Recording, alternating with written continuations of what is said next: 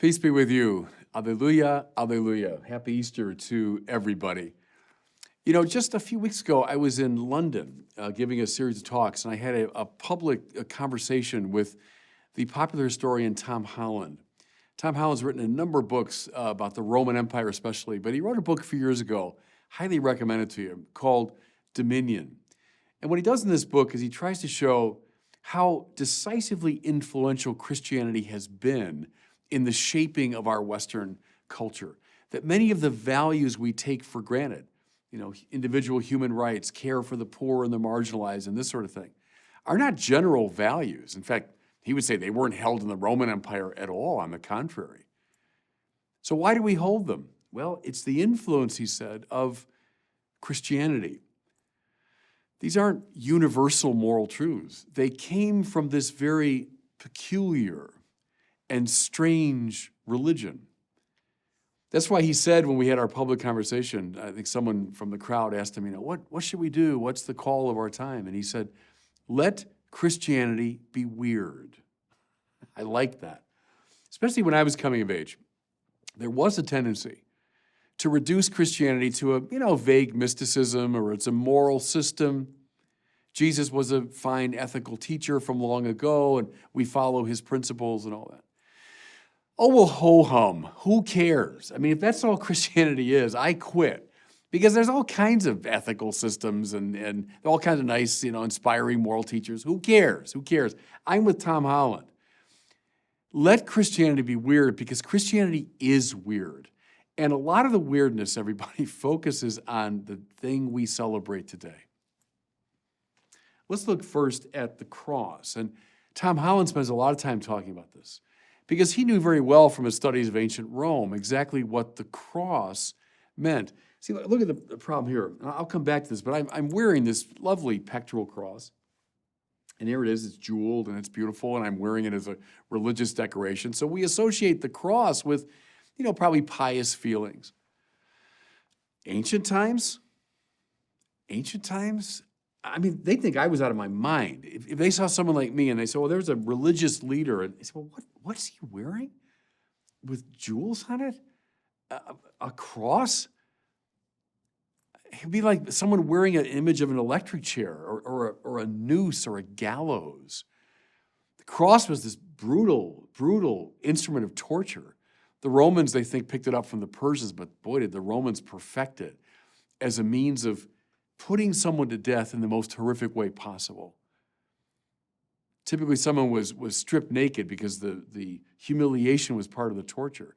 They were crucified in a public place so people could see them. They were roped or they were nailed to these pieces of wood, and then they were just left there. And the torture was the slow bleeding to death and slow asphyxiation that produced this excruciating, literally, pain. And then when the person died, they typically were not removed from the cross. Their bodies were left there to the birds of the air and the beasts of the field to devour. The cross was so terrible that it was reserved for the worst enemies of Rome. It was reserved for the lowest people in the society.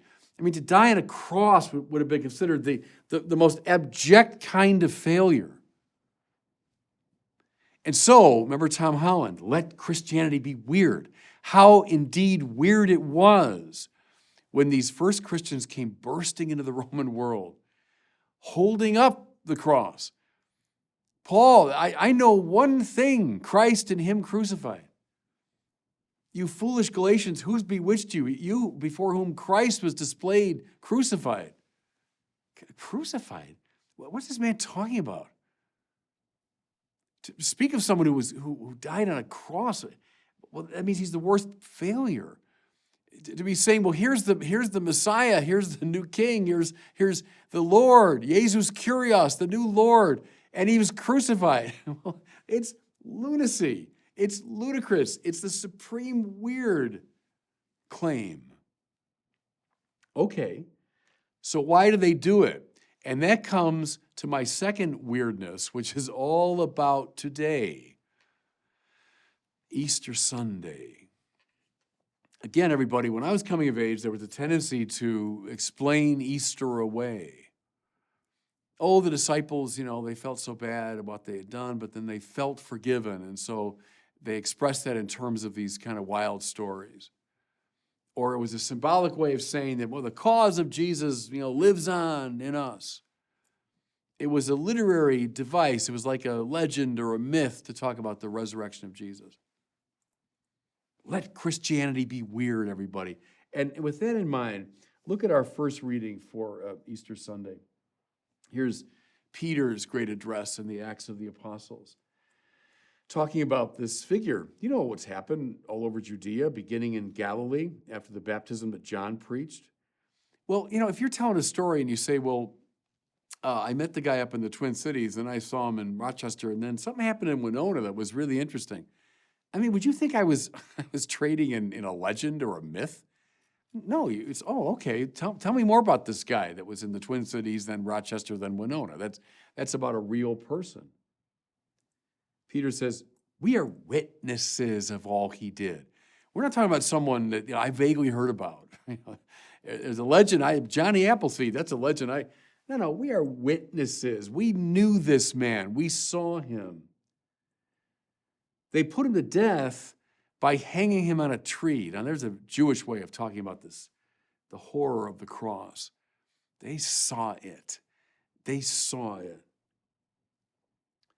This man, God raised on the third day and granted that he be visible, not to all people, but to us, the witnesses chosen by God in advance. We're not in a galaxy far, far away. We're not once upon a time here. No, Galilee and Judea and Jesus, and we knew him. And we witnessed his death on the cross. But God raised him and made him visible. Then this is my favorite line, everybody. And I suggest for your Easter contemplation, find it. It's in chapter 10 of the Acts of the Apostles, this passage. But here's the line I love. He was made visible, not to all people, but to us. Listen now. Who ate and drank with him after he rose from the dead. Let that sink in. So this Jesus, who was put to death on a Roman cross. And mind you, the Romans knew how to put people to death. Don't bore me with this theory about, Jesus just swooned on the cross and then somehow staggered, severely wounded from his tomb. I mean, give me a break. The Romans knew how to put people to death. And these witnesses, they saw it. This Jesus rose from the dead, and we ate and drank with him. I mean, we're not talking about myths and legends here. We're talking about real flesh and blood people who experienced something that was so staggering, overwhelming, and let's say it with Tom Holland, weird. It caused them to go careering around the world to announce this message. Think of these people. In the gospel we hear about Mary Magdalene coming to the tomb. Mary Magdalene, who knew him. He cast from her 7 demons.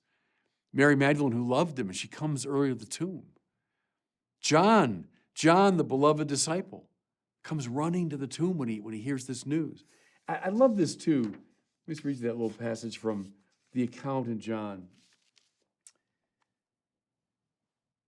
So she sees, and she runs and gets Simon Peter, and then they both run to the tomb.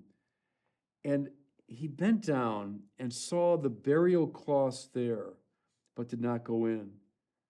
And then when Simon Peter arrives, that he goes in, and he sees the cloths and the cloth that had covered his head, but it wasn't with the other cloths, but was rolled up in a separate place.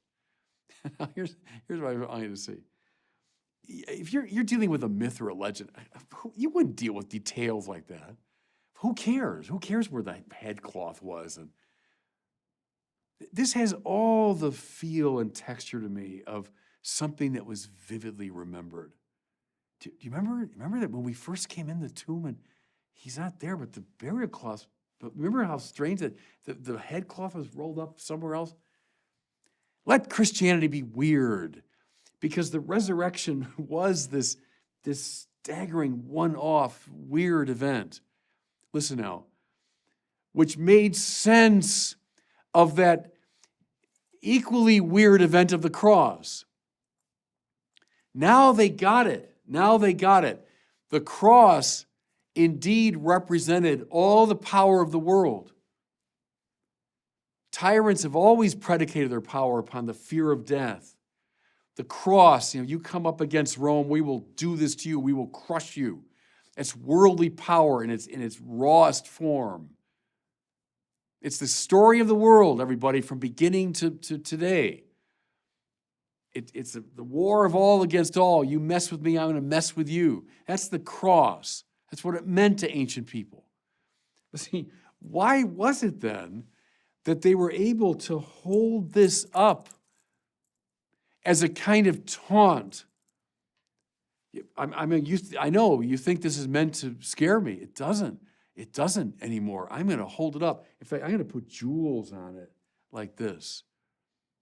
That's a taunt to the powers of the world.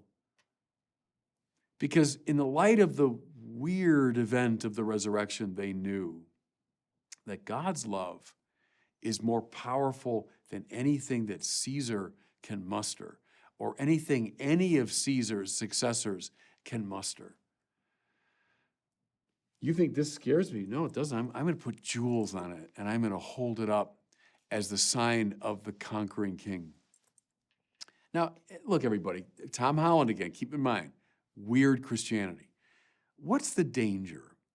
The danger is, you look around a Christian society, let's say like ours, in my country, in America, and a lot of Christian churches, there are a lot of these around, a lot of these crosses up on top of steeples and top of buildings, and people wear them as jewels.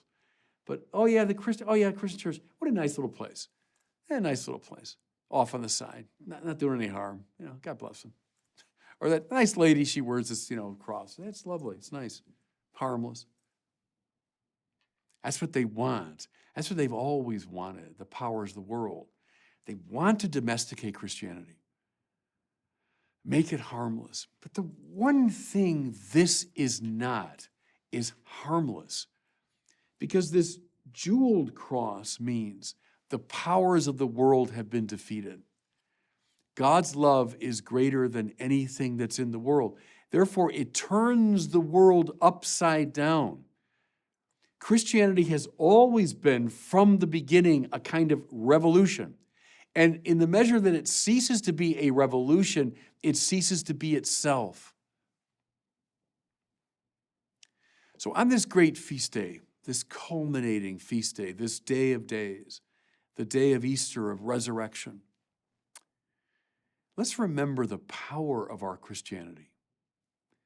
Let our Christianity be something weird, because it thereby changes the world. And God bless you.